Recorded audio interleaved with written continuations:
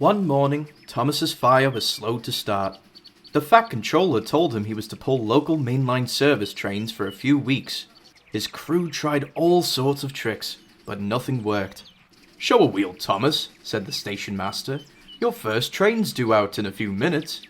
"I'm trying," Thomas puffed. "I just can't get enough steam." At last his fire started, and the tank engine made his way to the station. He pulled into Tidmouth Station and his passengers boarded. Then he hurried away.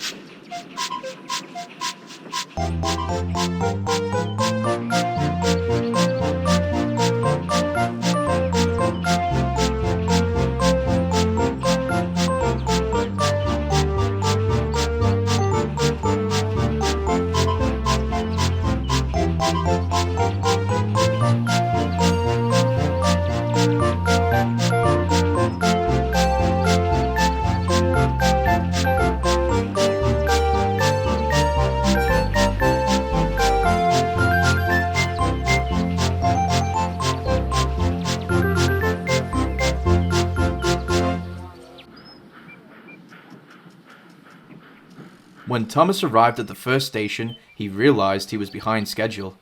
The station master at Lower Tidmouth approached the blue engine with bad news. "A tree has fallen on the line ahead," he began. "Trevor and the workmen are clearing it now, but you'll have to stay here until they're done." "Bother!" Thomas fumed as the station master walked away. Several minutes passed, and they were still waiting for the tree to get cleared. "I'm going to be late," Thomas complained. "Trevor better hurry up. He should know I'm a guaranteed connection." "You're just being silly," retorted Annie. "And I'm sure they'll be done soon," added Clarabelle. Before Thomas could reply, the sounds of an engine puffing filled the air. The engine was Edward. He looked miserable.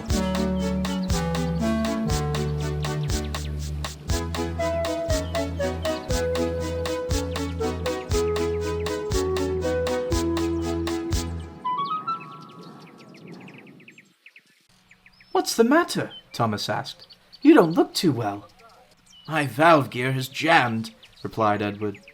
"I would tell the Fat Controller, but I don't think we can spare any engines right now. This is a busy time of year for us." Then Edward started coughing loudly. Thomas looked worried for his friend. "Please, Thomas," Edward began, "don't tell the Fat Controller about my problems. I've felt worse. Besides, this is nothing I can't push through." "If you say so," Thomas replied, but he wasn't so sure. Soon, the station master walked back out. "The tree has been cleared, so you can go now, Thomas, but you better hurry." Without another word, the tank engine raced out of the station.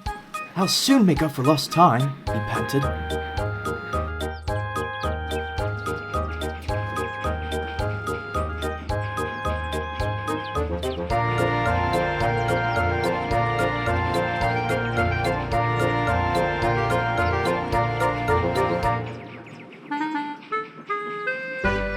He arrived at the next station on time, luckily, but tired too. As his passengers disembarked, Bertie arrived tooting his horn frantically. "Are you looking for that golden eagle too?" he asked. Thomas was confused. "No, why?" "The golden eagle was spotted here on Sodor, and all these bird watchers are scrambling about trying to find it. A bunch of nonsense if you ask me. All this fuss over a bird." Thomas was intrigued. "Where can I find it?" he asked excitedly. "Last I heard it was at the viaduct," Bertie replied. But before he could say anything else, the blue engine raced away.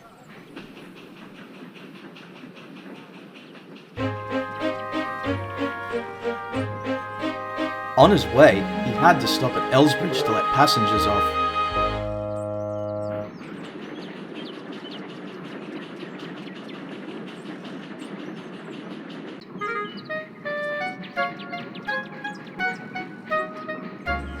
Percy pulled into the branch line platform with some loaded stone trucks.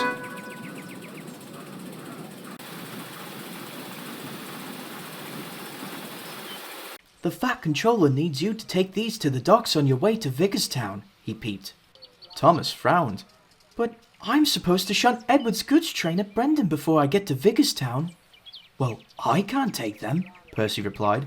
I have to take some milk tankers to Marin. Thomas thought for a minute. Then, an idea flew into his funnel. If you leave the trucks on the siding there, then I'll come back and get them before I shunt Edward's train, he explained. Percy loved the idea.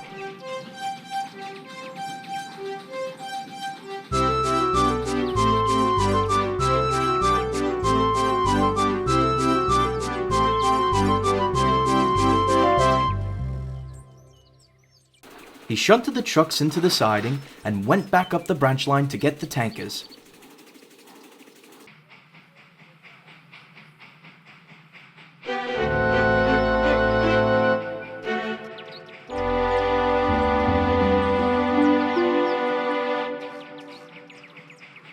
Shortly after Percy left, Thomas hurried to the viaduct.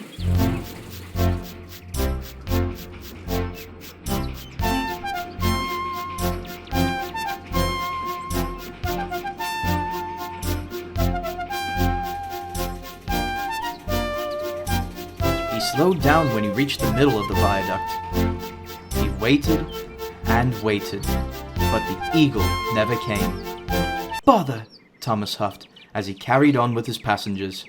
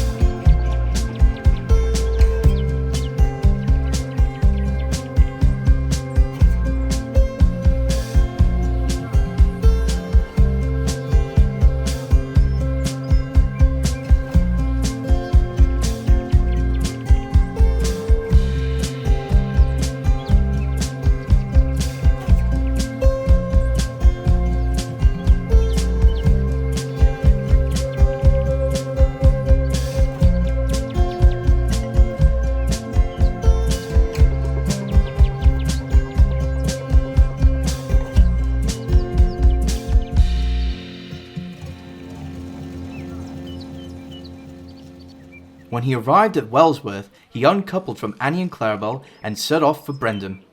But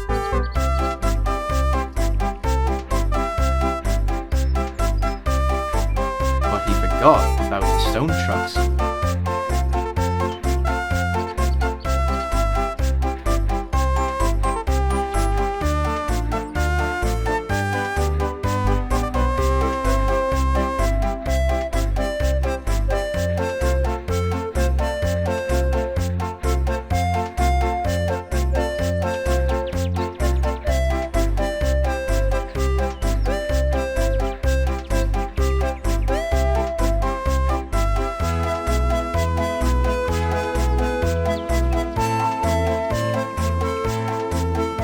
Soon, Edward's train was shunted and ready to go. Go on, Edward, you can do it, Thomas whistled. Edward puffed as hard as he could, but the train barely moved at all.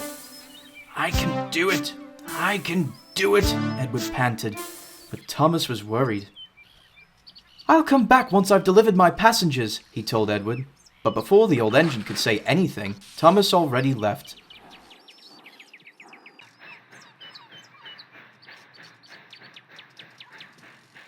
It didn't sit right with Edward that Thomas was doing his work for him.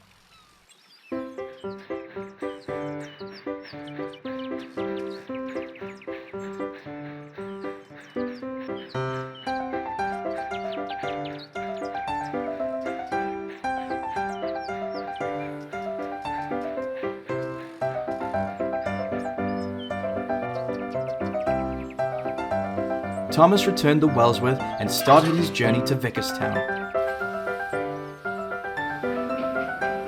But he forgot about Percy.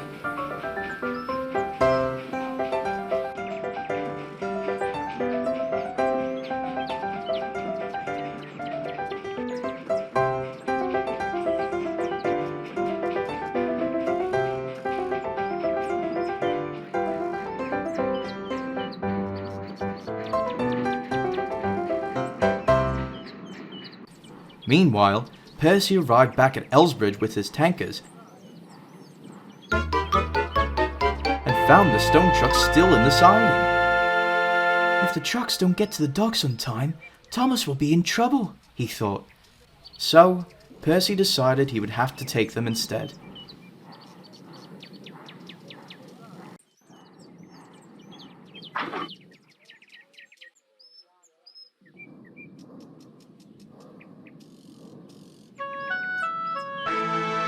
Thomas had delivered his passengers and hurried back to the docks. Edward was waiting when he arrived. "Are you sure you can do this, Thomas? This doesn't feel right." "Don't worry about it, Edward," reassured Thomas. "I'll have this job done in no time. You could go back to Tidmouth and I'll meet you there." Edward wasn't entirely convinced, but slowly trundled away.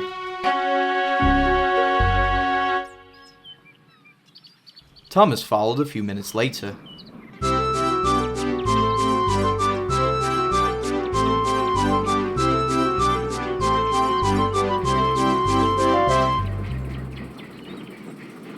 But just as Thomas's train was out of sight, Percy pulled in with the tankers and the stone trucks.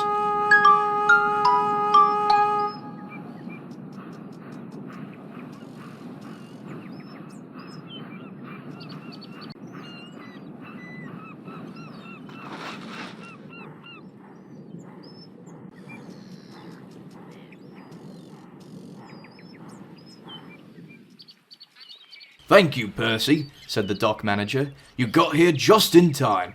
The little green engine was very tired, but pleased. Once the trucks were uncoupled, he raced out of the docks to make his other delivery.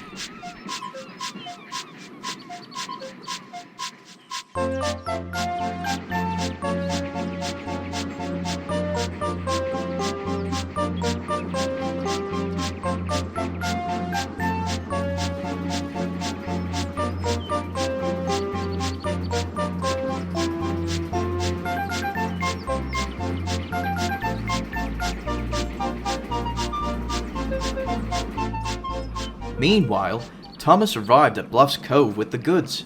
He was exhausted, but happy he helped Edward. Bertie arrived as the men were unloading his trucks. "The Golden Eagle has been spotted near Golden's Hill," the bus told the tank engine. "If I hurry, I can make it," the tank engine panted. And he hurried away.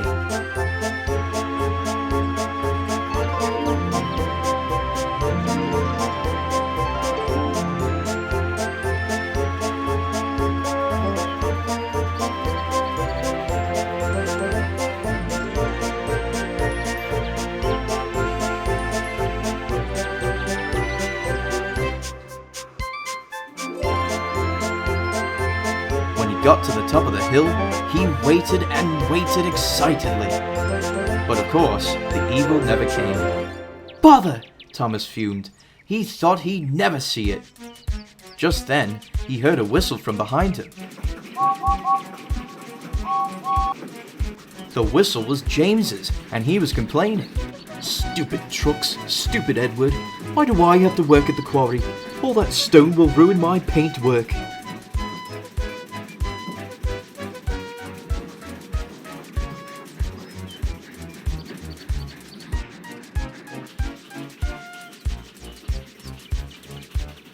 Now Thomas remembered the stone trucks. And he remembered Percy. "Oh no," said Thomas aloud. In a panic, he hurried to Elsbridge as fast as his wheels could carry him. But the station master at Elsbridge flagged him down. The Fat Controller was waiting for him. "I have 3 questions," he said sternly. "Why did Percy take your stone trucks? Why did you take Edward's goods train? And where are Percy and Edward?" But before Thomas could say anything, Edward arrived, pushing Percy into the platform.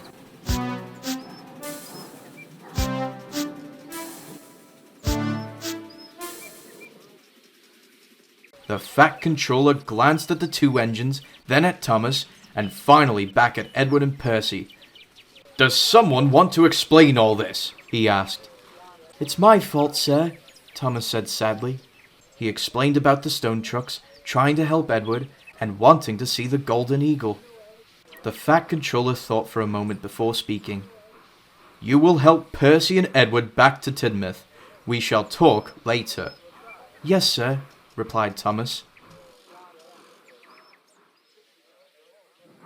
Soon, the 3 engines were on their way home. "I'm sorry about all this," Thomas called back to his friends. "It's all right," Percy smiled. "You didn't mean anything by it." "Thanks again for taking my train," said Edward kindly. "And thank you for helping me, Edward," Percy grinned. "I don't know how you could push me while you were ill." "Ah, well," blushed Edward. "What are friends for?" Suddenly, Thomas gasped.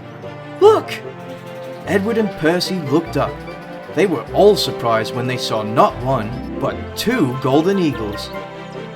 The 3 friends marveled at the majestic birds, and they all happily agreed that this was worth waiting for.